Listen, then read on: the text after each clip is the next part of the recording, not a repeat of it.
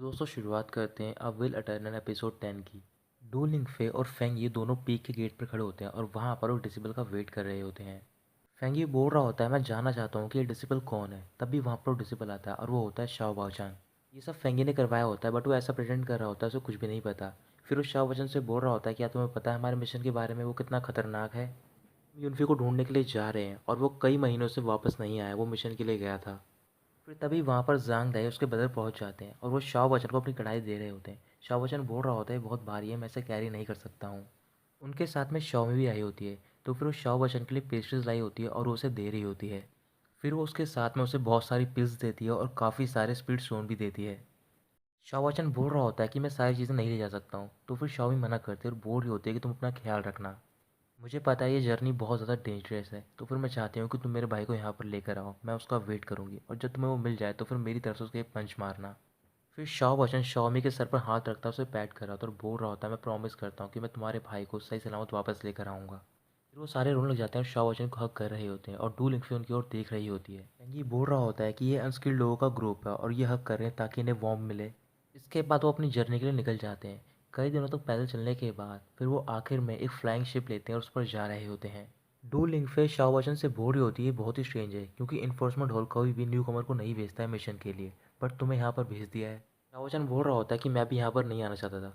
जब उस दिन बाकोई शाओ को बाहर ले जा रहा होता है तभी वहाँ पर इन्फोर्समेंट हॉल का डिसेबल आते हैं और वो शाओ से बोल रहे होते हैं कि तुमने एक रूल ब्रेक किया है, उस चीज़ की पनिशमेंट के लिए तुम्हें मिशन के लिए बाहर भेजा जा रहा है। इसके बाद शाओ फेंगी की तरफ देख रहा होता है क्योंकि बाको ने उससे बोला होता है कि तुम फेंगी से थोड़ा सावधान रहना। तभी वहाँ पर उन्हें एक वैली दिखाई देती है। तो फिर फेंगी बता रहा होता है कि ये तोंगतियाने वैली है। यहाँ से नीचे से एक रिवर जाती है जिसमें कि बहुत सारी स्पिरिचुअल पावर है।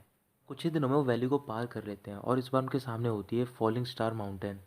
फिर वो रात को शिप से नीचे उतरते हैं और वहाँ पर पैदल चल रहे होते हैं फॉरेस्ट में।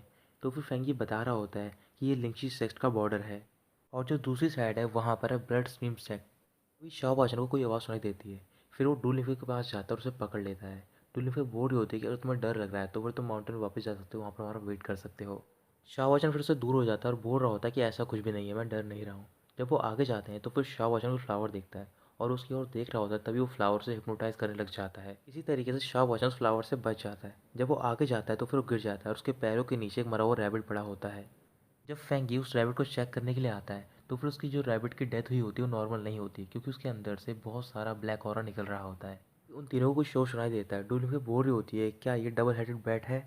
तभी अचानक से शाह वचन के ऊपर पेड़ गिरने वाला होता है। फिर डुलिंग वहाँ पर पहुंचती है और वो उसे बचा लेती है। वो दोनों पेड़ के नीचे छुए होते हैं। तभी उनके सामने एक डीमन आता है और उसका जो पैर होता है बहुत बड़ा होता है। तो फिर शाह वचन से देखकर डर जाता है और चिल्लाने जा रहा होता है। डुलिंग उसके ऊपर हाथ रखते हुए उसे रोक लेती है। दोनों वेट कर रहे होते हैं कि कब ये डीमन यहाँ से जाए। तभी वहाँ पर एक स्नेक आता है और वो डुलिंफे के ऊपर चढ़ रहा होता है। डुलिंफे को लग रहा होता है कि शाओ वचन उसके शोल्डर पर हाथ रख रहा है। फिर वो उसे डांटने लग जाती है। शाओ वचन बोल रहा होता है कि मैं कुछ भी नहीं कर रहा हूँ। तभी वो देखता है कि डुलिंफे के ऊपर एक स्नेक होता है और वो उसे हाथों से पकड़ लेता है। डुलिंफे पूछ होती है क्या तुम्हें डर नहीं लगता। तो फिर शाओ वचन मना करता है और स्नेक को फेंक देता है। कुछ देर बाद वो मॉन्स्टर वहाँ से चला जाता है। जब वो तीनों बाहर निकलते हैं तो फिर शाओ वचन पूछ रहा होता है कि ये मॉन्स्टर कौन था। फेंगी बता रहा होता है कि इसे बेहेमौत बोलते हैं और जो इसका कल्टीवेशन लेवल है वो बहुत ज़्यादा ऊंचा है। डूलिंग बोल रही होती है कि अगर वो हम तीनों को देख लेता तो फिर हमें से कोई भी जिंदा नहीं बच पाता। शाहवजन पूछ रहा होता है कि यहाँ पर सिर्फ एक ही मॉन्स्टर है ना। तो फिर वो मना करते और कहते हैं कि यहाँ पर कई और भी सारे हैं। फिर वो दोबारा चलना स्टार्ट कर देते हैं। तो फिर शाहवजन के कंधे पे हाथ रखा होता है फेंगी ने और उसके हाथ में एक फ्रेगरेंस होती है और वो फ्रेगरेंस शाहवजन के शोल्डर पे लग जाती है। जब शाहवजन आगे की ओर जा रहा होता है तो फिर वहाँ पर जितने भी मॉन्स्टर होते हैं वो सारे शाहवजन की ओर अट्रैक्ट हो जाते हैं और वो उस पर हमला करना स्टार्ट कर देते हैं। फिर वहाँ पर बहुत सारे डबल हेड बैट आ जाते हैं। तो फिर फेंगी बोल रहा होता है कि हमसे जीत नहीं पाएंगे, हम सारे भी स्प्लिट हो जाते हैं और थोड़ी देर बाद माउंटेन पर मिलेंगे। डू फिर शाहवचन को ढूंढ रहे होते हैं बट वो वहाँ पर नहीं होता है। इसके बाद वो भी वहाँ से चले जाते हैं।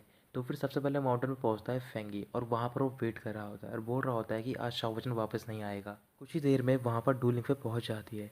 तो फिर वो फेंगी से पूछ होती है कि शाहवचन कहाँ पर है। फेंगी बता रहा होता है कि वो अभी यहाँ पर नहीं आया है, अभी हम सिर्फ प्रे ही कर सकते हैं कि वो सेफ़ हो। डूलिंग फिर बोल रहे होते हैं कि हमें ऐसा नहीं करना चाहिए, हमें वापस वहाँ पर जाना चाहिए और उसे ढूंढना चाहिए। फेंगी मना करा तो बोल रहा होता है तुम्हें पता है कि वो टू हेडेड बैट कितने पावरफुल हैं, अगर हम जाएंगे तो फिर हम भी उनसे नहीं जीत पाएंगे, हमें थोड़ा वेट करना चाहिए। और वैसे भी मेरी गलती है क्योंकि मुझे ये आइडिया नहीं देना चाहिए था कि हम सारे स्प्लिट हो जाते हैं। डूलिंग फिर बोल रहे होते हैं कि इसमें आपकी कोई गलती नहीं है, अगर शाओ बॉचन वापस नहीं आ पाता है तो फिर हमें उसकी बॉडी वापस ले जानी होगी। चाओ वचन अभी भी फॉरेस्ट में होता है, उसका मॉन्स्टर पीछा कर रहे होते हैं और वो आगे जाकर एक पहाड़ी से नीचे गिर जाता है।